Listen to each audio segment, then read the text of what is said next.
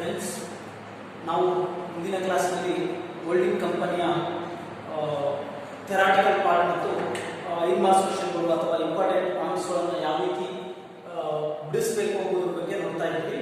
ಇವತ್ತು ಅದರ ಮುಂದುವರೆದ ಕ್ಲಾಸ್ ಆಗ್ಬಿಟ್ಟು ನಾವೇನು ಮಾಡ್ತಾ ಇದ್ದೀವಿ ಅಂದರೆ, ಇವತ್ತು ಹೋಲ್ಡಿಂಗ್ ಕಂಪನಿಯ ಅಕೌಂಟ್ಸ್ನ ಇಂಪಾರ್ಟೆಂಟ್ ಪಾಯಿಂಟ್ಸ್ಗಳಾದ ಫಸ್ಟ್ ನಮ್ಮ ಇಂಪಾರ್ಟೆಂಟ್ ಪಾಯಿಂಟ್ಸ್ ಏನಪ್ಪ ಅಂದರೆ, ಮೆಜಾರಿಟಿ ಮತ್ತು ಮೈನಾರಿಟಿ ರೇಷಿಯೋವನ್ನು ಕಂಡುಹಿಡಿಯುವುದಕ್ಕೆ 5 ಮಾರ್ಕ್ಸ್ ಕ್ವೆಶ್ಚನ್ ಬರುತ್ತೆ ಅಂತ ಹೇಳಿದ್ದೆ.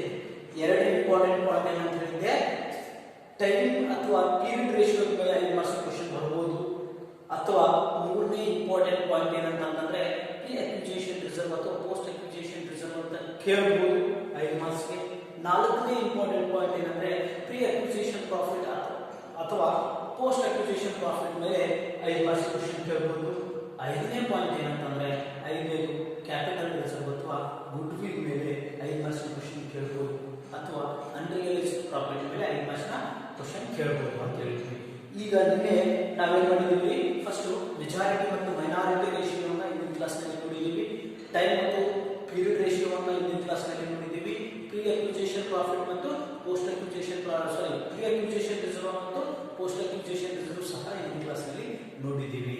ಅದರ ಮುಂದುವರೆದ ಭಾಗವಾಗಿ ಆ ಮೂರು ಏನಿದೆ, ಮೆಜಾರಿಟಿ ಮತ್ತು ಮೈನಾರಿಟಿ ರೇಷಿಯೋ, ಟೈಮ್ ಮತ್ತು ಪೀರಿಯಡ್ ರೇಷಿಯೋ ಹಾಗೂ ಪ್ರೀ ಅಕ್ವಿಜಿಷನ್ ರಿಸರ್ವ್ ಮತ್ತು ಪೋಸ್ಟ್ ಅಕ್ವಿಜಿಷನ್ ರಿಸರ್ವ್ ಮೂರನ್ನ ಒಂದೇ ಪ್ರಾಬ್ಲಮ್ ಅಲ್ಲಿ ಕ್ಯಾಲ್ಕುಲೇಟ್ ಮಾಡಿ ಇವು 5 ಮಾರ್ಕ್ಸ್ ಯಾವ ರೀತಿ ಬರುತ್ತಾ ಅಂತ ಹೇಳ್ಬಿಟ್ಟು ತೋರಿಸ್ತಾ ಇದ್ದೀನಿ. 5 ಮಾರ್ಕ್ಸ್ ಕ್ವಶನ್ಸ್ ಬರುತ್ತೆ. ಈ ಕ್ವಶನ್ ಅನ್ನು ನಾನು ವಿಡಿಯೋದಲ್ಲಿ ಪೋಸ್ಟ್ ಮಾಡಿದ್ದೀವಿ. ನೀವು ಆ ಕ್ವಶನ್ ಅನ್ನು ನೋಡ್ಕೊಳ್ಳಿ. ಈ ಕ್ವಶನ್ಗೆ ನಾವು ಆನ್ಸರ್ ಅನ್ನ ನೋಡೋಣ. ಕ್ವಶನ್ ಏನ್ ಹೇಳುತ್ತೆ ಅಂದ್ರೆ, ಕ್ವಶನ್ ಹೇಳುತ್ತಂದ್ರೆ, from the following information calculate pre acquisition and post acquisition reserve and majority and minority ratios ಅಂತ ಹೇಳುತ್ತಾ, ಇದಕ್ಕೆ ಬ್ಯಾಲೆನ್ಸ್ ಶೀಟ್ ಇದೆ ಫ್ರೆಂಡ್ಸ್. ಬ್ಯಾಲೆನ್ಸ್ ಶೀಟ್ ನಲ್ಲಿ ಏನು ಕೊಟ್ಟಿದ್ದಾನೆ, ಶೇರ್ ಕ್ಯಾಪಿಟಲ್ ಕೊಟ್ಟಿದ್ದಾನೆ, ರಿಸರ್ವ್ಸ್ ಕೊಟ್ಟಿದ್ದಾನೆ, ಅದೇ ರೀತಿ ಅಸೆಟ್ಸ್ ಕೊಟ್ಟಿದ್ದಾನೆ. ಕೆಳಗಡೆ ಹೇಳ್ತಾ ಇದ್ದೇನೆ, H limited purchased 5000 shares of S limited on 1/4/2017. ಏನಂತ ಹೇಳ್ತಾನೆ, on 1/4/2017 on which date there were rupees 22,500 to the credit of general reserve in yes limited. ಅಂದ್ರೆ ಈಗ ಒಂದು ಬ್ಯಾಲೆನ್ಸ್ ಶೀಟ್ ಅನ್ನು ಕೊಟ್ಟಿದ್ದಾರೆ. ಬ್ಯಾಲೆನ್ಸ್ ಶೀಟ್ ಇರೋದು 31/3/2018 ಇರುವಂತದ್ದು. ಇಲ್ಲಿ ಎಚ್ ಕಂಪನಿಯು ನೋಡ್ರಿ, ಇಲ್ಲಿ ಎಚ್ ಕಂಪನಿಯು ಎಸ್ ಕಂಪನಿಯನ್ನ ಖರೀದಿ ಮಾಡುತ್ತಾ ಅಥವಾ ಎಚ್ ಕಂಪನಿಯು ಎಸ್ ಕಂಪನಿಯ 5,000 ಶೇರುಗಳನ್ನು ಖರೀದಿ ಮಾಡುತ್ತಾ. ಎಚ್ ಅದು ಹೋಲ್ಡಿಂಗ್ ಕಂಪನಿ. ಯಾವ ಕಂಪನಿಯು ಇನ್ನೊಂದು ಕಂಪನಿಯ ಶೇಕಡ 50% ಗಿಂತ ಹೆಚ್ಚಿನ ಶೇರುಗಳನ್ನು ಖರೀದಿ ಮಾಡುತ್ತದೆಯೋ ಅದಕ್ಕೆ ಅಂತ ಕರಿತೀವಿ ಹೋಲ್ಡಿಂಗ್ ಕಂಪನಿ ಅಂತ ಕರಿತೀವಿ. ಈಗ ಆ ಹೋಲ್ಡಿಂಗ್ ಕಂಪನಿ ಆದಂತ ಎಚ್ ಕಂಪನಿಯು 5,000 ಶೇರುಗಳನ್ನ ಎಸ್ ಕಂಪನಿಯಿಂದ ಖರೀದಿ ಮಾಡುತ್ತಾ. ಎಸ್ ಕಂಪನಿಯಲ್ಲಿ 7,500 ಶೇರುಗಳಿದ್ದವು. ಎಸ್ ಕಂಪನಿಯ ಕ್ಯಾಪಿಟಲ್ ಎಷ್ಟಿದೆ ಅಂದ್ರೆ, ಎಸ್ ಕಂಪನಿಯ ಕ್ಯಾಪಿಟಲ್ ನೋಡಿ, ಈಗ ನಾವು ಇದನ್ನ ಫಸ್ಟ್ ಮೆಜಾರಿಟಿ ಮತ್ತು ಮೈನಾರಿಟಿ ರೇಷಿಯೋವನ್ನು ಕಂಡುಹಿಡಿಯೋಣ, ಆಮೇಲೆ ಟೈಮ್ ಪೀರಿಯಡ್ ರೇಷಿಯೋವನ್ನು ಕಂಡುಹಿಡಿಯೋಣ, ಆಮೇಲೆ ಪ್ರೀ ಅಕ್ವಿಜಿಷನ್ ರಿಸರ್ವ್ ಅನ್ನ ಕಂಡುಹಿಡಿಯೋಣ ಫ್ರೆಂಡ್ಸ್. ಈಗ ಅದಕ್ಕೆ ಸಂಬಂಧಪಟ್ಟ ಹಾಗೆ ಫಸ್ಟ್ ನಾವು ಕಂಡುಹಿಡಿಯಬೇಕಾಗಿದ್ದು main important point, majority and minority ratio. Majority and minority ratio. Minority ratio friends, ಇದರ ಫಾರ್ಮೆಟ್, ಮೆಜಾರಿಟಿ ಮತ್ತು ಮೈನಾರಿಟಿ ರೇಷಿಯೋ ಫಾರ್ಮೆಟ್ ಏನಿದೆ ಅಂದ್ರೆ, ನಾವು ಇಲ್ಲಿ ನೋಡಿದ್ದೀವಿ ಫಾರ್ಮೆಟ್. ನಾವು ಫಾರ್ಮೆಟ್ ನ 3 ಭಾಗ ಮಾಡಿದ್ದೀವಿ. ಒಂದು ಶೇರ್ ಕ್ಯಾಪಿಟಲ್ ಅಥವಾ ಟೋಟಲ್, ಇನ್ನೊಂದು ಮೆಜಾರಿಟಿ, ಇನ್ನೊಂದು ಮೈನಾರಿಟಿ. 3 ಭಾಗವನ್ನ ಮಾಡಿದ್ದೀವಿ. ಈಗ ಎಚ್ ಕಂಪನಿ ಎಸ್ ಕಂಪನಿಯಲ್ಲಿ ಇನ್ವೆಸ್ಟ್ಮೆಂಟ್ ಮಾಡ್ತಾ ಇದೆ. ನಮಗ ಇಲ್ಲಿ ಹೋಲ್ಡಿಂಗ್ ಕಂಪನಿ ಇಂಪಾರ್ಟೆಂಟ್ ಅಲ್ಲ, ನಮಗ ಇಲ್ಲಿ ಸಬ್ಸಿಡರಿ ಕಂಪನಿ ಇಂಪಾರ್ಟೆಂಟ್. ಇಲ್ಲಿ ಖರೀದಿ ಮಾಡುವ ಕಂಪನಿ ಇಂಪಾರ್ಟೆಂಟ್ ಅಲ್ಲ, ಯಾವ ಕಂಪನಿಯು ಮಾರಾಟಕ್ಕೆ ಹೋಗುತ್ತಾ ಅಥವಾ ಯಾವ ಕಂಪನಿಯು ಸಬ್ಸಿಡರಿ ಕಂಪನಿ ಆಗುತ್ತಾ ಆ ಕಂಪನಿ ಇಂಪಾರ್ಟೆಂಟ್. ಈಗ ಇಲ್ಲಿ ಎಸ್ ಕಂಪನಿಯಲ್ಲಿ ಎಷ್ಟು ಸಾವಿರ ಶೇರುಗಳಿದ್ದಾವೆ ಅಂದ್ರೆ, ಎಸ್ ಕಂಪನಿಯಲ್ಲಿ 7,500 ಶೇರುಗಳಿವೆ ಫ್ರೆಂಡ್ಸ್. ನೋಡಿ, ಬ್ಯಾಲೆನ್ಸ್ ಶೀಟ್ ನಲ್ಲಿ ಹೇಳ್ತಾ ಇದ್ದಾನೆ, ಬ್ಯಾಲೆನ್ಸ್ ಶೀಟ್ ನಲ್ಲಿ ಹೇಳ್ತಿದ್ದಾನೆ 7,000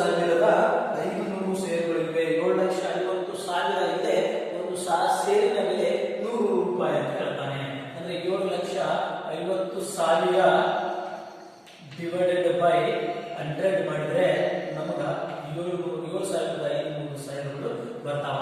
ಈ 7,500 ಷೇರುಗಳಲ್ಲಿ ಹೋಲ್ಡಿಂಗ್ ಕಂಪನಿಯು 5,000 ಷೇರುಗಳನ್ನ ಖರೀದಿಸಿದೆ. ಉಳಿದ ಷೇರುಗಳು ಎಷ್ಟು? 2,500 ಷೇರುಗಳು. ಇವು ಮೈನಾರಿಟಿ ಕಂಪನಿ. ಯಾವುದು ಜಾಸ್ತಿ ಖರೀದಿ ಮಾಡಿದೆ, ಹೆಚ್ಚಿಗೆ ಷೇರುಗಳನ್ನು ಖರೀದಿ ಮಾಡಿದೆ, ಎಚ್ ಕಂಪನಿ ಮಾಡಿದೆ. ಇದು ಹೋಲ್ಡಿಂಗ್ ಕಂಪನಿ ಮತ್ತು ಮೆಜಾರಿಟಿ. ಯಾವ ಎಸ್ ಉಳಿದ ಷೇರುಗಳು ಎಷ್ಟು? ಎಸ್ ಕಂಪನಿಯಲ್ಲಿವೆ 2,500 ಮೈನಾರಿಟಿ ಷೇರುಗಳು. ಇದರ ರೇಷಿಯೋ ಎಷ್ಟಾಗುತ್ತದೆ? 2,500 ಒಂದೇ, 2,500 ಎರಡನೇ. ಅಂದ್ರೆ ಆ ರೇಷಿಯೋ ಎಷ್ಟು? ರೇಷಿಯೋ ಇಸ್ ಈಕ್ವಲ್ ಟು 2:1 ಆಗುತ್ತೆ ಫ್ರೆಂಡ್ಸ್. ರೇಷಿಯೋ ಎಷ್ಟಾಗುತ್ತೆ? 2:1. 2,500 ಒಂದೇ, 2,500 ಎರಡನೇ, 5,000. 2:1 ರೇಷಿಯೋ ಆಗುತ್ತೆ. ಫಸ್ಟ್ ನಾವು ಪ್ರೀ ಅಕ್ವಿಸಿಷನ್ ರಿಸರ್ವ್ ಮತ್ತು ಪೋಸ್ಟ್ ಅಕ್ವಿಸಿಷನ್ ರಿಸರ್ವ್ ಅನ್ನು ಕ್ಯಾಲ್ಕುಲೇಟ್ ಮಾಡಬೇಕಾದ್ರೆ, ಪ್ರೀ ಅಕ್ವಿಸಿಷನ್ ಪ್ರಾಫಿಟ್ ಮತ್ತು ಪೋಸ್ಟ್ ಅಕ್ವಿಸಿಷನ್ ಪ್ರಾಫಿಟ್ ಅನ್ನು ಕ್ಯಾಲ್ಕುಲೇಷನ್ ಮಾಡಬೇಕಾದ್ರೆ ಮೊದಲು ನಮಗೆ ಪ್ರೀ ಅಕ್ವಿಸಿಷನ್ ರಿಸರ್ವ್ ಅಂದ್ರೆ ಏನು, ಪೋಸ್ಟ್ ಅಕ್ವಿಸಿಷನ್ ರಿಸರ್ವ್ ಅಂದ್ರೆ ಏನು ಗೊತ್ತಿರಬೇಕು.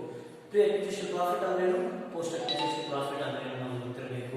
ಪ್ರೀ ಅಕ್ವಿಸಿಷನ್ ಅಂದ್ರೆ ಖರೀದಿ ಮಾಡುವ ಮೊದಲು, ಪೋಸ್ಟ್ ಅಕ್ವಿಸಿಷನ್ ಅಂದ್ರೆ ಖರೀದಿಯ ನಂತರ. ಅಂದ್ರೆ ಎಚ್ ಕಂಪನಿಯನ್ನು ಎಸ್ ಕಂಪನಿಯನ್ನ ಖರೀದಿ ಮಾಡುವ ಮೊದಲು ಭಾಗ ಎಷ್ಟು, ಖರೀದಿ ಮಾಡಿದ ನಂತರದ ಭಾಗ ಎಷ್ಟು ಅಂತ ಹೇಳ್ಬಿಟ್ಟು. ಈಗ ಫ್ರೆಂಡ್ಸ್ ನಾವು ಟೈಮ್ ಪೀರಿಯಡ್ ರೇಷಿಯೋನ ನೋಡೋಣ friends. Time period ratio, time period ratio ನೋಡೋಣ, ಅಥವಾ ಟೈಮ್ ಫಾರ್ ಪೀರಿಯಡ್ ರೇಷಿಯೋನ ನೋಡೋಣ ಅಂತ ಕರೀತೀವಿ. ಈ ಟೈಮ್ ಫಾರ್ ಪೀರಿಯಡ್ ರೇಷಿಯೋ ಅಂತ ತಕ್ಷಣ ಈ ಕಂಪನಿಯ ಬ್ಯಾಲೆನ್ಸ್ ಶೀಟ್ ಹೇಳ್ತಾನೆ ಎಂಡಿಂಗ್ ಆಗೋದು 31/3/2015. ಅಂದ್ರೆ ಸ್ಟಾರ್ಟಿಂಗ್ ಯಾವಾಗ ಆಗಿರಲ್ಲ, ಇದು 1/4/2017ರಿಂದ 31/3/2018 ತನಕ ನಡೆಯುತ್ತೆ ಒಂದು ವರ್ಷ. ಇದೇನ್ರಿ ಫೈನಾನ್ಸಿಯಲ್ ಇಯರ್ ಇದೆ. ಸಬ್ಸಿಡರಿ ಕಂಪನಿಯ ಫೈನಾನ್ಸಿಯಲ್ ಇಯರ್ ಯಾವುದು? 1/4/2017ರಿಂದ 31/3/2018 ಇದೆ. ಇಲ್ಲಿ ನಾವು ಇದನ್ನ ಎರಡು ಭಾಗ ಮಾಡೋಣ. Okay, pre acquisition, pre acquisition. Next post acquisition. ಕಂಪನಿಯ ಮೊದಲನೆಯ ದಿನ ನೋಡಿ, ಪ್ರಾರಂಭದ ಮೊದಲನೇ ದಿನ, ವರ್ಷದ ಫೈನಾನ್ಸಿಯಲ್ ಇಯರ್ ಮೊದಲನೇ ದಿನ 1/4/2017 ಎಂಟು ಯಾವಾಗುತ್ತೆ? 31/3/2018. ಇದ್ರ ಮಧ್ಯದಲ್ಲಿ ಖರೀದಿ ಮಾಡಿದ್ರೆ ಪ್ರೀ ಅಕ್ವಿಸಿಷನ್ ಮತ್ತು ಪೋಸ್ಟ್ ಅಕ್ವಿಸಿಷನ್ ಬರುತ್ತೆ. ಅದೇ ಈ 1/4 ಖರೀದಿ ಮಾಡಿದ್ರೆ ಪ್ರೀ ಅಕ್ವಿಸಿಷನ್ ಬರೋದಿಲ್ಲ, ಪೋಸ್ಟ್ ಅಕ್ವಿಸಿಷನ್ ಮಾತ್ರ ಬರುತ್ತೆ ಫ್ರೆಂಡ್ಸ್. ಮಧ್ಯದಲ್ಲಿ ಖರೀದಿ ಮಾಡಿ, ನೆಕ್ಸ್ಟ್ ಖರೀದಿ ಮಾಡಿ, ಮತ್ತೊಬ್ಬರು ಖರೀದಿ ಮಾಡಿ, ಅವಾಗ ಪ್ರೀ ಅಕ್ವಿಸಿಷನ್ ಬರುತ್ತೆ. ಈಗ ಈ ಕಂಪನಿಯನ್ನ ಸಬ್ಸಿಡರಿ ಕಂಪನಿ, ನಮ್ಮ ಕಾನ್ಸೆಪ್ಟ್ ಯಾವುದು? ಮೇನ್ಲಿ ಸಬ್ಸಿಡರಿ ಕಂಪನಿ, ಖರೀದಿಸಲ್ಪಟ್ಟ ಕಂಪನಿ ನೆನಪಿಟ್ಕೊಂಡು. ಇಲ್ಲಿ ಈ ಕಂಪನಿಯನ್ನ ಎಚ್ ಲಿಮಿಟೆಡ್ ಯಾವಾಗ ಖರೀದಿ ಮಾಡಿದೆ? ಕ್ವಶನ್ ಪೇಪರ್ ಅಲ್ಲಿ ಸರಿಯಾಗಿ ನೋಡಿ. H limited purchase 5,000 shares of S limited on 1/4/2017 ಅಂತ ಹೇಳ್ತಾನೆ. ಯಾವಾಗ? 1/4/2017ರಲ್ಲಿ ಖರೀದಿ ಮಾಡಿದೆ. ಯಾವಾಗ ಖರೀದಿ ಮಾಡಿದೆ? 1/4/2017ರಲ್ಲಿ ಖರೀದಿ ಮಾಡಿದೆ. ಅಂದ್ರೆ ಫಸ್ಟ್ ಡೇಟಿಗೆ ಖರೀದಿ ಮಾಡಿದೆ. ವರ್ಷದ ಮೊದಲನೆಯ ದಿನಕ್ಕೆ ಖರೀದಿ ಮಾಡಿರೋದ್ರಿಂದ ಪ್ರೀ ಅಕ್ವಿಸಿಷನ್ ಬರಲ್ಲ. ಅಕ್ವಿಸಿಷನ್ ಪೀರಿಯಡ್ಗಿಂತ ಮೊದಲು ಏನಾದರೂ ವ್ಯವಹಾರ ಆಗಿತ್ತಾ? ಆಗಿಲ್ಲ. ಅದು ಹಿಂದಿನ ವರ್ಷದ ವ್ಯವಹಾರ ಆಗುತ್ತಾ? ಅದಕ್ಕೆ ಕಂಪನಿಯನ್ನು ಮಧ್ಯದಲ್ಲಿ ಖರೀದಿ ಮಾಡಿದ್ರೆ ಅದು ಪ್ರೀ ಅಕ್ವಿಸಿಷನ್ ಬರುತ್ತಾ, ಅವಾಗ ಪೋಸ್ಟ್ ಅಕ್ವಿಸಿಷನ್ ಬರುತ್ತಾ, ಅಥವಾ ಕಂಪನಿಯನ್ನು ಒಂದು ತಿಂಗಳ ನಂತರ. ಈಗ ನೋಡ್ರಿ, ಕಾಮನ್ ಆಗಿ 1/4/2017 ಎಚ್ ಲಿಮಿಟೆಡ್ ಖರೀದಿ ಮಾಡಿದೆ, ಹೌದಾ? ಇದು ಇಯರ್ ಇದೆ, ಇಯರ್ ಇದೆ ಫ್ರೆಂಡ್ಸ್, ಇದು ಇಯರ್ ಅವ್ರು ಕೊಟ್ಟಂತ ಬ್ಯಾಲೆನ್ಸ್ ಶೀಟ್ ಇಯರ್. 1/4/2017 ಖರೀದಿ ಮಾಡಿರೋದ್ರಿಂದ ಇಲ್ಲಿ ಸ್ಟಾರ್ಟಿಂಗ್ ಡೇಟ್ಗೆ ಖರೀದಿ ಮಾಡೋದ್ರಿಂದ ಪ್ರೀ ಅಕ್ವಿಸಿಷನ್ ಬರಲ್ಲ, ಪ್ರೀ ಅಕ್ವಿಸಿಷನ್ ಬರೋದಿಲ್ಲ, ಬರಲ್ಲ. ಓಕೆ, ಅದೇ ಈ ಕಂಪನಿಯನ್ನ 1/5 ಖರೀದಿ ಮಾಡಿದ್ರೆ ಹೇಳಿ ಫ್ರೆಂಡ್ಸ್, ಪ್ರೀ ಅಕ್ವಿಸಿಷನ್ ಇಲ್ಲಿಂದ ಇಲ್ಲಿಗೆ ಎಷ್ಟು? ಏಪ್ರಿಲ್ 1 ಇಂದ ಮೇ 1 ಗೆ ಒಂದು ತಿಂಗಳು, 1 ಮಂತ್ ಪ್ರೀ ಅಕ್ವಿಸಿಷನ್ ಆಗ್ತಿತ್ತು, ಬ್ಯಾಲೆನ್ಸ್ 11 ಮಂತ್ಸ್ ಪೋಸ್ಟ್ ಅಕ್ವಿಸಿಷನ್ ಆಗ್ತಿತ್ತು. ಇದು ಪ್ರೀ ಆಗ್ತಿತ್ತು, ಇದು ಪೋಸ್ಟ್. ಓಕೆ, ಅದೇ ರೀತಿ ಇದು ಮೇ ಖರೀದಿ ಮಾಡಬಹುದು, ಅದನ್ನೇ ಜುಲೈ ಖರೀದಿ ಮಾಡಿದ್ರೆ ಎಷ್ಟಾಗ್ತಿತ್ತು? April starting, April May June, ಹೌದಾ? 3 ತಿಂಗಳು, 3 ಮಂತ್ಸ್ 9 ಮಂತ್ಸ್. ಯಾವುದು? ಇದು ಪ್ರೀ ಅಕ್ವಿಸಿಷನ್, ಪೋಸ್ಟ್ ಅಕ್ವಿಸಿಷನ್ ಆಗ್ತಾ ಇತ್ತು. ಆದ್ರೆ 1/4/2017 ಖರೀದಿ ಮಾಡಿದ್ರೆ ಪ್ರೀ ಅಕ್ವಿಸಿಷನ್ ಬರುತ್ತಾ? ಪ್ರೀ ಅಕ್ವಿಸಿಷನ್ ಇಲ್ಲ, ಉಳಿದಿದ್ದೆಲ್ಲ 1 ಇಯರ್ ಪೋಸ್ಟ್ ಅಕ್ವಿಸಿಷನ್. ಈಗ ನಮ್ಮ ಕೆಲಸ ಏನು? ನಮ್ಮ ಕ್ಯಾಲ್ಕುಲೇಟ್ ಏನ್ ಮಾಡಿದ್ದಾನೆ? Calculate pre acquisition reserve and post acquisition reserve and also majority and minority ratio. ನೋಡ್ರಿ ಫ್ರೆಂಡ್ಸ್, ನಾವು ಈಗ ಮೆಜಾರಿಟಿ ರೇಷಿಯೋ ಮತ್ತು ಮೈನಾರಿಟಿ ರೇಷಿಯೋವನ್ನು ಕಂಡುಹಿಡಿದಿದ್ದೀವಿ. ನಮ್ಮ ಕೆಲಸ ಏನು? ಪ್ರೀ ಅಕ್ವಿಸಿಷನ್ ರಿಸರ್ವ್ ಮತ್ತು ಪೋಸ್ಟ್ ಅಕ್ವಿಸಿಷನ್ ರಿಸರ್ವ್ ಅನ್ನ ಕಂಡುಹಿಡಿಯಬೇಕು. ಇದಕ್ಕೆ ಹಿಂದಿನ ಕ್ಲಾಸ್ ನಲ್ಲಿ ನಾನು ಒಂದು ಫಾರ್ಮೆಟ್ ಅನ್ನು ಬಳಸಿದೆ ಫ್ರೆಂಡ್ಸ್, ಅದು ಫಾರ್ಮೆಟ್ ನೋಡೋಣ. ಆ ಫಾರ್ಮೆಟ್ ಪ್ರಕಾರ ಪ್ರಾಬ್ಲಮ್ ಅನ್ನ ನೋಡೋಣ. ನಿಮಗೆ ಪ್ರೀ ಅಕ್ವಿಸಿಷನ್ ಮತ್ತು ಪೋಸ್ಟ್ ಅಕ್ವಿಸಿಷನ್ ಕಾನ್ಸೆಪ್ಟ್ ಕ್ಲಿಯರ್ ಆಯಿತು ಅಂತ ನಾನು ಅನ್ಕೊಂಡಿದ್ದೀನಿ. ಓಕೆ, ನೋಡಿ ಫ್ರೆಂಡ್ಸ್, ಈಗ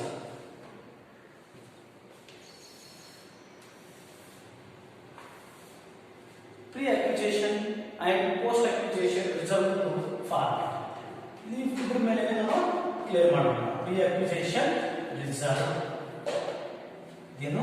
calculation of pre acquisition and post acquisition reserve.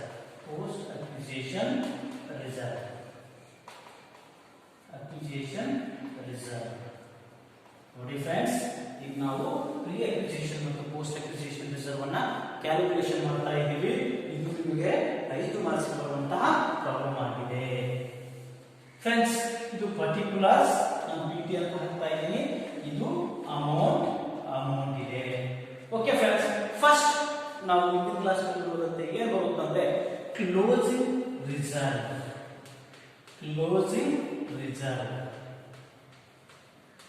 Friends, ನಾವು ಮತ್ತೊಂದು ಬಾರಿ ಹೇಳ್ತಿದ್ದೀನಿ, ನಮ್ಮ ಕಾನ್ಸೆಪ್ಟ್ ಏನಿತ್ತು? ಸಬ್ಸಿಡರಿ ಕಂಪನಿ ಮಾತ್ರ. ಸಬ್ಸಿಡರಿ ಕಂಪನಿ ಅಂದ್ರೆ ಎಸ್ ಲಿಮಿಟೆಡ್ ಮಾತ್ರ.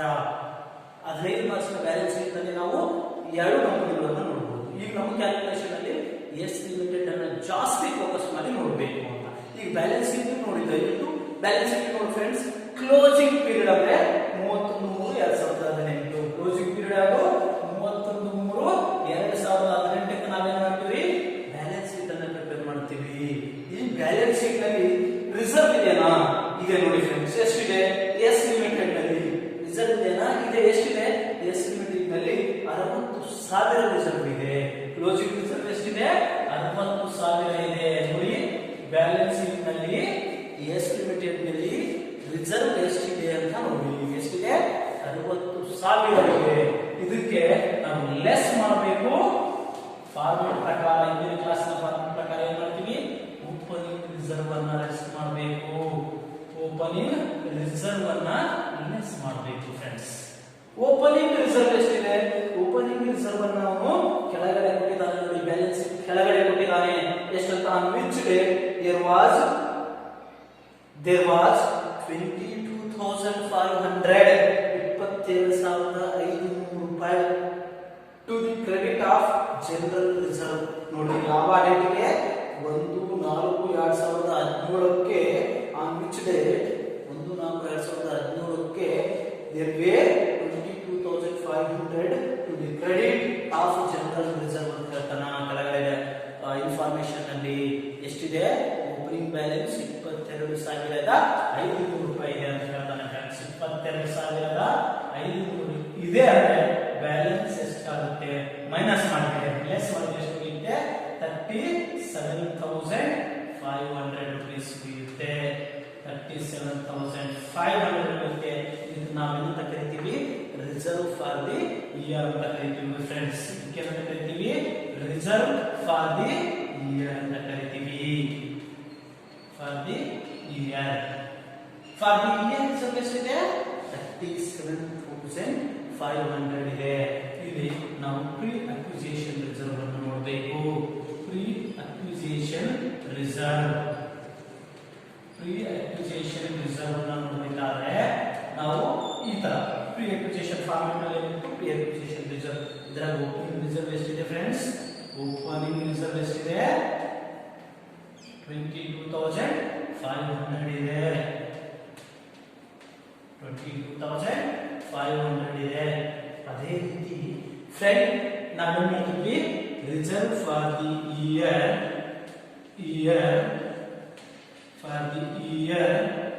ಇಂಟು ಟೈಮ್ ಪೀರಿಯಡ್ ರೇಷಿಯೋ ಮಾಡ್ತಾ ಇದ್ವಿ ಅಥವಾ ಟೈಮ್ ರೇಷಿಯೋ ಮಾಡ್ತಾ ಇದ್ವಿ. ಇವಾಗ ಪ್ರೀ ಪೀರಿಯಡ್ ಇರೋದೇ ಇರೋದಿಲ್ಲ. ಪ್ರೀ ಅಕ್ವಿಸಿಷನ್ ಪೀರಿಯಡ್ ಇರೋದೇ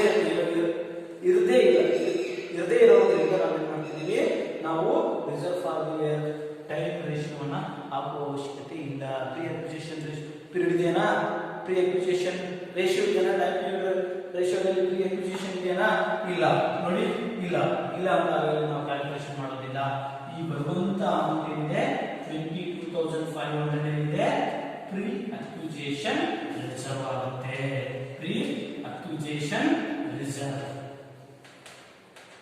ನೆಕ್ಸ್ಟ್ ಬರುತ್ತೆ ಫ್ರೆಂಡ್ಸ್ ಬಿ. ನೋಡಿ ಫ್ರೆಂಡ್ಸ್, ಉಳಿದಿದ್ದೆಲ್ಲ ಅಮೌಂಟ್ ಏನಾಗಿರುತ್ತೆ? ಪೋಸ್ಟ್ ಅಕ್ವಿಸಿಷನ್ ಆಗುತ್ತೆ. ಪೋಸ್ಟ್ ಅಕ್ವಿಸಿಷನ್ ರಿಸರ್ವ್ ಉಳಿದ ಎಲ್ಲ ಅಮೌಂಟ್ ಸಹ ಪೋಸ್ಟ್ ಅಕ್ವಿಸಿಷನ್ ರಿಸರ್ವ್ ಗೆ ಬಂದ್ಬಿಡುತ್ತೆ. ರಿಸರ್ವ್ ಯಾವುದು? ಇದಕ್ಕೆ ನಮಗೆ reserve for the year calculation ಇದೆ. Reserve for the year into period ratio friends ನೆನಪಿಟ್ಕೊಳ್ಳಿ. ಟೋಟಲಿ ಪೀರಿಯಡ್ ರೇಷಿಯೋ 1 ಇಯರ್ ಇದೆ, ಪೋಸ್ಟ್ ಅಕ್ವಿಸಿಷನ್ ಇದೆ. ಅಂದ್ರೆ ಎಷ್ಟಿದೆಯೋ ಅಷ್ಟು ಸಹ ಪೋಸ್ಟ್ ಅಕ್ವಿಸಿಷನ್ ಹೋಗುತ್ತೆ. ಎಷ್ಟಿದೆ? Reserve for the year 37,500 into 1 ಅಂದ್ರೆ 37,500 1 ಅಂತ ಹಾಕಿದ್ರೆ ಅದು 1 ಇಯರ್ ಅಲ್ಲ, 1 ಇಯರ್ ಸೇಮ್ 37,500 ಹೋಗ್ಬಿಡುತ್ತೆ. ಇದಕ್ಕ ಪೋಸ್ಟ್ ಅಕ್ವಿಸಿಷನ್ ರಿಸರ್ವ್ ಅಂತ ಕರಿತೀವಿ ಫ್ರೆಂಡ್ಸ್. ಇದಕ್ಕೇನಂತ ಕರಿತೀವಿ? ಪೋಸ್ಟ್ ಅಕ್ವಿಸಿಷನ್ ರಿಸರ್ವ್ ಅಂತ ಕರಿತೀವಿ ಫ್ರೆಂಡ್ಸ್. ನಾವು ಈ ಪ್ರಾಬ್ಲಮ್ ಅಲ್ಲಿ pre acquisition reserve, post acquisition reserve, majority and minority ratio ಇದೆಲ್ಲವನ್ನ ಕಂಡುಹಿಡಿದಿದ್ದೀವಿ ಫ್ರೆಂಡ್ಸ್. ನೆಕ್ಸ್ಟ್ ಪ್ರಾಬ್ಲಮ್ ನಲ್ಲಿ ನಾವು ಏನು ಮಾಡೋಣ? 5 ಮಾರ್ಕ್ಸ್ ಇನ್ನೂ ಒಂದು ಪ್ರಾಬ್ಲಮ್ ಮಾಡೋಣ. ಏನ್ ನೋಡೋಣ? ನೆಕ್ಸ್ಟ್ ಪ್ರಾಬ್ಲಮ್ ನಲ್ಲಿ ಪ್ರೀ ಅಕ್ವಿಸಿಷನ್ ಪ್ರಾಫಿಟ್ ಮತ್ತು ಪೋಸ್ಟ್ ಅಕ್ವಿಸಿಷನ್ ಪ್ರಾಫಿಟ್ ಅನ್ನ ನೋಡೋಣ. ಪ್ರೀ ಅಕ್ವಿಸಿಷನ್ ಪ್ರಾಫಿಟ್ ಮತ್ತು ಪೋಸ್ಟ್ ಅಕ್ವಿಸಿಷನ್ ಪ್ರಾಫಿಟ್ ಅನ್ನ ನೋಡೋಣ.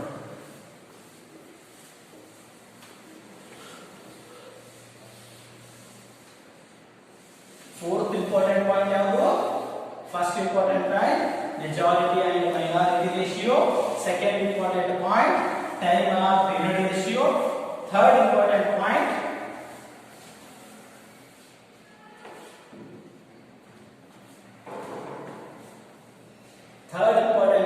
pre-acquisition ratio.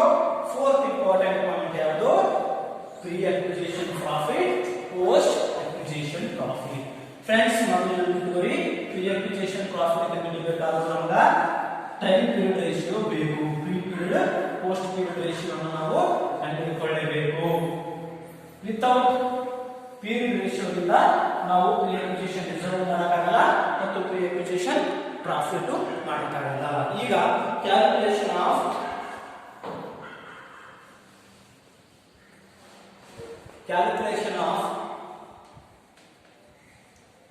friends, calculation of pre-acquisition profit, acquisition profit and post-acquisition profit. Acquisition profit.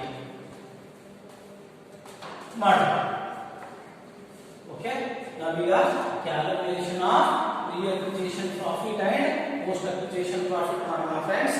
ಇಲ್ಲಿ ಮೊದಲು ಫಾರ್ಮೆಟ್ ಯಾವ ರೀತಿ ಇದೆ ಅಂದ್ರೆ ಸೇಮ್ ಇದೆ. ಯಾವ ರೀತಿ ಅಂದ್ರೆ ರಿಸರ್ವ್ ಪ್ರೀ ಅಕ್ವಿಸಿಷನ್ ರಿಸರ್ವ್ ಮತ್ತು ಪೋಸ್ಟ್ ಅಕ್ವಿಸಿಷನ್ ರಿಸರ್ವ್ ಫಾರ್ಮೆಟ್ ಏನಿತ್ತು ಸೇಮ್ ಸಹ ಪ್ರೀ ಅಕ್ವಿಸಿಷನ್ ಪ್ರಾಫಿಟ್ ಮತ್ತು ಪೋಸ್ಟ್ ಅಕ್ವಿಸಿಷನ್ ಪ್ರಾಫಿಟ್ ಫಾರ್ಮೆಟ್ ಇದೆ. ಯಾವ ರೀತಿ ನೋಡಿ ಫ್ರೆಂಡ್ಸ್, ಫಾರ್ಮೆಟ್ ಯಾವ ರೀತಿ ಇದೆ ಸೇಮ್ ಇದೆ ಹೇಳಿದೆ. ಈಗ ಫಾರ್ಮೆಟ್ ಅನ್ನು ನೋಡೋಣ. Particulars amount friends. ಓಕೆ, ಇಲ್ಲಿ ಫಸ್ಟ್ ಏನ್ ಬರ್ತಿತ್ತು ಕ್ಲೋಸಿಂಗ್ ಪ್ರಾಫಿಟ್ ಬರುತ್ತೆ. ಕ್ಲೋಸಿಂಗ್ ಪ್ರಾಫಿಟ್ ಓಕೆ, ಇದಕ್ಕೆ ಲೆಸ್ ಏನ್ ಮಾಡ್ತಾ ಇದ್ವಿ ಓಪನಿಂಗ್ ರಿಸರ್ವ್ ಮಾಡ್ತಾ ಇದ್ವಾ, ಅದೇ ರೀತಿ ಓಪನಿಂಗ್ ಪ್ರಾಫಿಟ್ ಮಾಡ್ತೀವಿ. ಫಾರ್ಮೆಟ್ ಓಪನಿಂಗ್ ಪ್ರಾಫಿಟ್ ಬರುವಂತ amount profit for the year, profit for the year profit for the year ಬರುವಂತ ಅಮೌಂಟ್. ನೆಕ್ಸ್ಟ್ ನಾವೇನ್ ಮಾಡ್ತಾ ಇದ್ವಿ A pre acquisition profit, pre acquisition profit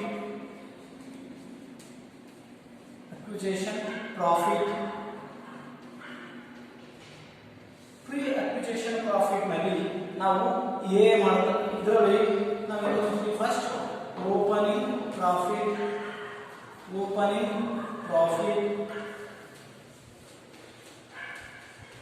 ಇಲ್ಲಿ ಬರುತ್ತಲ್ಲ ಈ ಓಪನಿಂಗ್ ಪ್ರಾಫಿಟ್ ಅನ್ನ ತೆಗೆದುಕೊಳ್ತಿದ್ವಿ. ಅದೇ ರೀತಿ ನಾವೇನ್ ಮಾಡ್ತೀವಿ ಸೆಕೆಂಡ್ ಇದ್ರಾಗ profit for the year into time ratio ಅಥವಾ into pre acquisition profit ratio,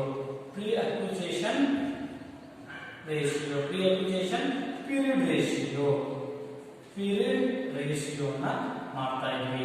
okay friends, ಎರಡನ್ನ ಕೂಡಿಸ್ಬಿಟ್ಟು ನಾವೇನಿರ್ತೀವಿ ಪ್ರೀ ಅಕ್ವಿಸಿಷನ್ ಪ್ರಾಫಿಟ್, ಇದಕ್ಕೆ ಅಂತ ಕರಿತೀವಿ ಪ್ರೀ ಅಕ್ವಿಸಿಷನ್ ಪ್ರಾಫಿಟ್ ಅಂತ ಕರಿತೀವಿ. ಓಕೆ, ಇದಕ್ಕೆ ಪ್ರೀ ಅಕ್ವಿಸಿಷನ್ ಪ್ರಾಫಿಟ್ ಅಂತ ಕರಿತಾ ಇದ್ವಿ. ಅದೇ ರೀತಿ ನೆಕ್ಸ್ಟ್ ಇದರಲ್ಲಿ ಎ ಮೇಲೆ ಬಿ ಬರುತ್ತಾ ಏನು post acquisition profit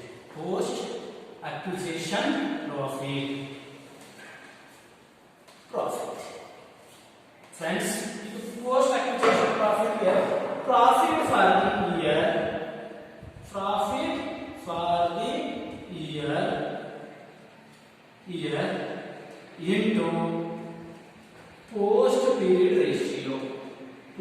period ratio ಮಾಡಿಬಿಟ್ರೆ ನಮಗೆ ಪೋಸ್ಟ್ ಅಕ್ವಿಸಿಷನ್ ಪೀರಿಯಡ್ ಅಮೌಂಟ್ ಬರುತ್ತಾ.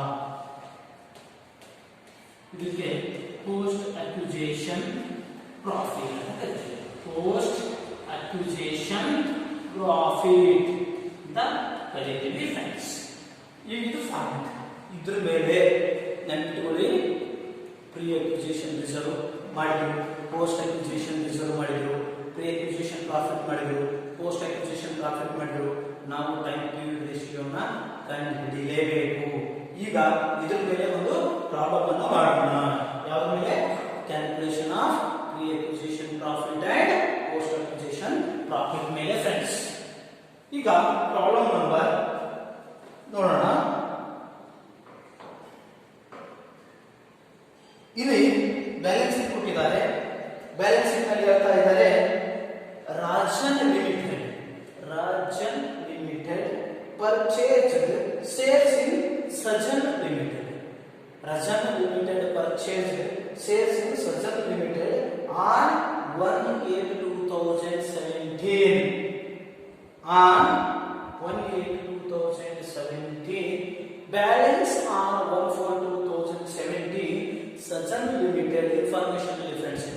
Sajan Limited showed a credit balance of ₹36,000 to statement and profit and loss account ಅಂತ ಹೇಳ್ತಾರೆ. ಇಲ್ಲಿ ಅವರು ಏನು ಹೇಳ್ತಾರೆ, calculate pre acquisition and post acquisition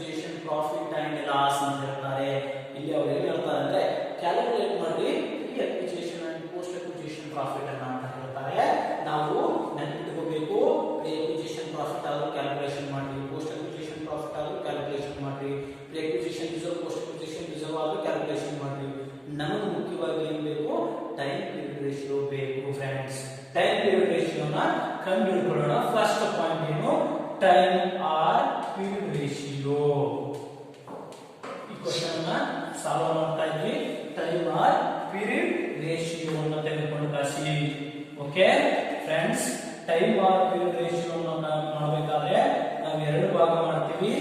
pre acquisition period, acquisition period. Okay,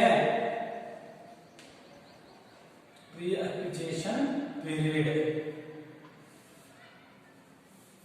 next friends, post acquisition period ಅಂತ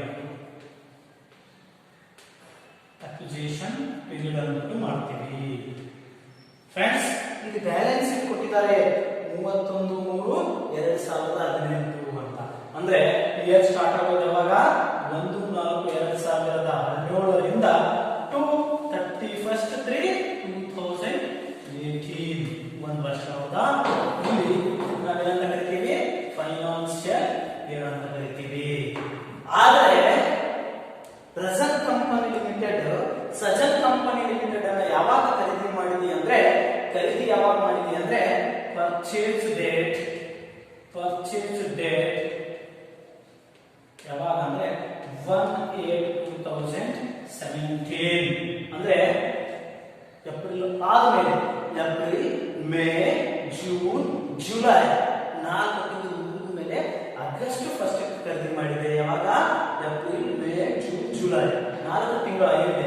4 months ಏನಿದೆ ಇದು pre acquisition period. 4 months ಏನು? Pre acquisition period. ಒಂದು ವರ್ಷದಲ್ಲಿ ಉಳಿದ ತಿಂಗಳುಗಳು ಎಷ್ಟು ಇರ್ತಾವ? 4 ತೆಗೆದ್ರೆ 8 ತಿಂಗಳುಗಳು ಏನು? Post acquisition period. ಓಕೆ, ಖರೀದಿ ಮಾಡಿರೋದು ಯಾವಾಗಿದು? 1/8 ಖರೀದಿ ಮಾಡೋದ್ರಿಂದ ಇದರ ಹಿಂದಿನ ಪೀರಿಯಡ್ ಇದೆ. ಏಪ್ರಿಲ್ ವರ್ಷದ starting financial year April, May, June, July 4 ತಿಂಗಳ ಏನು? Pre acquisition period. ಬ್ಯಾಲೆನ್ಸ್ ಒಂದು ವರ್ಷಕ್ಕೆ ಎಷ್ಟು ತಿಂಗಳ? 8 ತಿಂಗಳು ಏನು? Post acquisition period. ಫ್ರೆಂಡ್ಸ್, ಈಗ ನಾನು 4 ಅಂದ್ರೆ 4/2 1:2 ರೇಷಿಯೋ ಎಷ್ಟು? 1:2 friends. Ratio 1:2. Pre acquisition period ratio 1:2 ಅಂದ್ರೆ 1 + 2 1/3 2/3. ಓಕೆ, ಇಲ್ಲಿ pre acquisition period 1/3, post acquisition period 2/3. Friend, ಈಗ ನಾವು calculation of pre acquisition profit and post acquisition profit ಅನ್ನ ಮಾಡೋಣ. ನೋಡಿ, ಈಗ ಕ್ಯಾಲ್ಕುಲೇಷನ್ ಅಂತ ಹಾಕ್ಬಿಡ್ತೀನಿ. ಕ್ಯಾಲ್ಕುಲೇಷನ್. ಓಕೆ, ನಾವು pre acquisition profit, post acquisition profit ಎರಡು ಕ್ಯಾಲ್ಕುಲೇಷನ್ ಮಾಡ್ತೀವಿ. ಓಕೆ, ಇಲ್ಲಿ ಪರ್ಟಿಕ್ಯುಲರ್ ಅಮೌಂಟ್ ಫ್ರೆಂಡ್, ಇಲ್ಲಿ ಪಕ್ಕಕ್ಕೆ ಫಾರ್ಮ್ಯಾಟ್ ಇದೆ, ನೋಡ್ತಾ ಹೋಗೋಣ. ಬ್ಯಾಲೆನ್ಸ್ ಶೀಟ್ ನಲ್ಲಿ ಕ್ಲೋಸಿಂಗ್ ಡೇ ಯಾವುದು? ವರ್ಷದ ಕ್ಲೋಸಿಂಗ್ ಡೇ 31/3/2018 ಇದೆ. ಒಂದು ಬ್ಯಾಲೆನ್ಸ್ ಶೀಟ್ ನಲ್ಲಿ ಏನ್ ಕೊಟ್ಟಿರ್ತಾನೆ? ಪ್ರಾಫಿಟ್. ಅದು ಕ್ಲೋಸಿಂಗ್ ಪ್ರಾಫಿಟ್ ಆಗುತ್ತೆ. ಫ್ರೆಂಡ್ಸ್, ಬ್ಯಾಲೆನ್ಸ್ ಶೀಟ್ ನಲ್ಲಿ ಅವನು ಪ್ರಾಫಿಟ್ ಕೊಟ್ಟಿದ್ದಾನೆ. ಎಷ್ಟು ಕೊಟ್ಟಿದ್ದಾನೆ? 90,000 ಕೊಟ್ಟಿದ್ದಾನೆ. 90,000 is closing profit.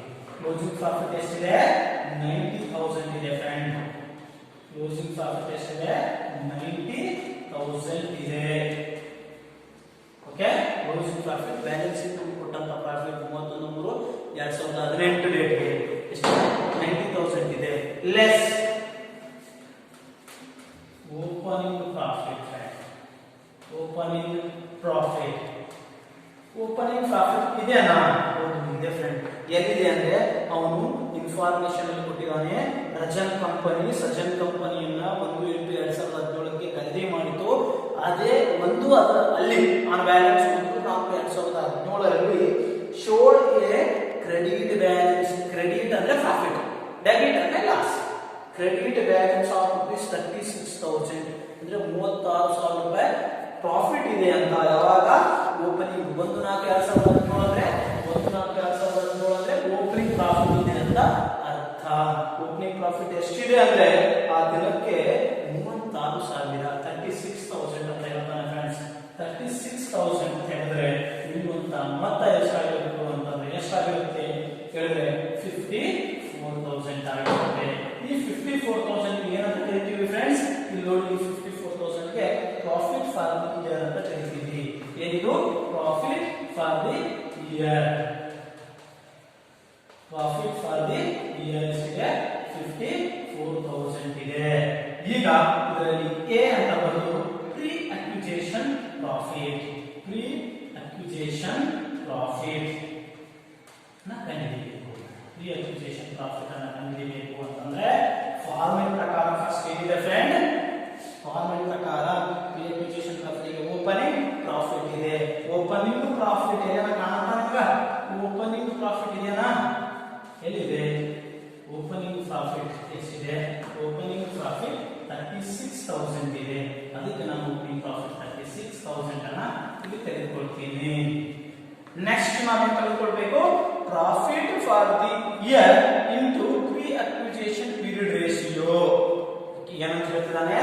Profit for the year ಏನು ಹೇಳ್ತಾ ನೋಡಿ? Profit for the year into pre-acquisition period ratio. Okay, ನೋಡಿ ಫ್ರೆಂಡ್ಸ್, ಯಾಕಂದ್ರೆ ಪ್ರಾಫಿಟ್ ಫಾರ್ ದಿ ಇಯರ್ ಎಷ್ಟಿದೆ? 54,000 ಇದೆ. ಓಕೆ, ಈ 54,000 ಗೆ ಪ್ರೀ ಅಕ್ವಿಜೇಷನ್ ಪೀರಿಯಡ್ ರೇಷಿಯೋ ಎಷ್ಟಿದೆ? ಪ್ರೀ ಅಕ್ವಿಜೇಷನ್ ಪೀರಿಯಡ್ ರೇಷಿಯೋ ಎಷ್ಟಿದೆ? 1:3. 1/3 ಇದೆ. ಓಕೆ, 1/3 ಅಂತಂದ್ರೆ 18,000 ರೂಪಾಯಿ ಆಗುತ್ತೆ ಫ್ರೆಂಡ್ಸ್. 18,000 ರೂಪಾಯಿಯನ್ನು ಕೂಡಿಸಿದ್ರೆ 36 ಪ್ಲಸ್ 18 ಎಷ್ಟಾಗುತ್ತೆ? 54,000 ರೂಪಾಯಿ ಆಗುತ್ತೆ ಫ್ರೆಂಡ್. ಇದು ಪ್ರೀ ಅಕ್ವಿಜೇಷನ್ ಪ್ರಾಫಿಟ್. ಇದೇನು? Pre acquisition profit. Okay, next B post acquisition profit. Post acquisition profit.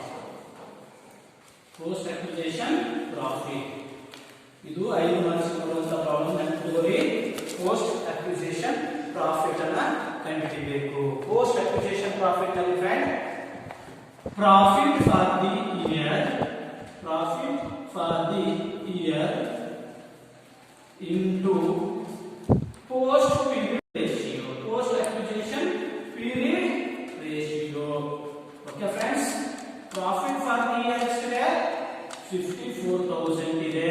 ಇದಕ್ಕೆ ಪೋಸ್ಟ್ ಅಕ್ವಿಜೇಷನ್ ಪೀರಿಯಡ್ ರೇಷಿಯೋ ಎಷ್ಟಿದೆ? 2/3 ಇದೆ. 2/3 1 ಎಷ್ಟಾಗುತ್ತಾ? 3 ಆಗುತ್ತೆ. 2/3 ಇದೆ ಅಂದ್ರೆ 36,000 ಇದೆ. ಇದು ಪೋಸ್ಟ್ ಅಕ್ವಿಜೇಷನ್ ಪ್ರಾಫಿಟ್. ಇದೇನು? ಪೋಸ್ಟ್ ಅಕ್ವಿಜೇಷನ್ ಪ್ರಾಫಿಟ್ ಇದೆ ಫ್ರೆಂಡ್ಸ್. ಓಕೆ, ನೆಕ್ಸ್ಟ್ ಇನ್ನೊಂದು ಪ್ರಾಬ್ಲಮ್